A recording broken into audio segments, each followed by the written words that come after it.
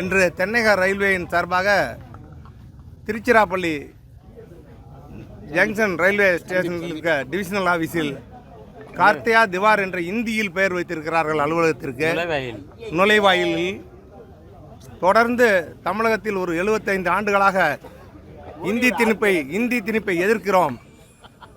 தொடர்ந்து எங்களுக்கு மத்திய பிரதமராக இருந்த ஜவஹர்லால் நேரு அவர்கள் பேரறிஞர் அண்ணாவிடம் கொடுத்த உறுதிமொழி எங்களுக்கு இருமொழி கொள்கையை கடைபிடிக்க வேண்டும் என்று சொல்லியிருக்கிறார்கள். இந்தி பேசாத மாநிலங்களுக்கு தாய்மொழியோடு சேர்த்து தொடர் மொழியாக ஆங்கிலத்தை பயன்படுத்தி கொள்ளலாம் என்று உறுதிமொழியை கொடுத்திருக்கிறார்கள்.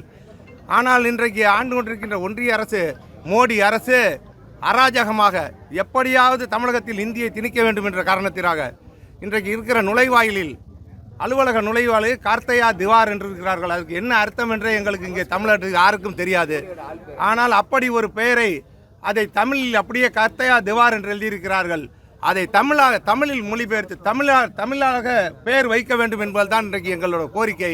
கடுமையாக இந்தி எந்த ரூபத்தில் தமிழகத்தில் நுழைந்தாலும் அதை எதிர்ப்பதற்கு எங்களுக்கு திராவிட மாடலாட்சி முதல்வர் அவர்களும் எங்களது துணை முதல்வர் இளந்தலைவர் அவர்களும் உதயநிதி அவர்களும் கடுமையாக இதற்கு போராடுவார்கள். அவர்களோடு இணைந்து இந்த இயக்கம் திராவிட முன்னேற்ற கழகம் எந்த சூழ்நிலையில் எந்த வழியில் இந்தி வந்தாலும் அதை எதிர்ப்போம்.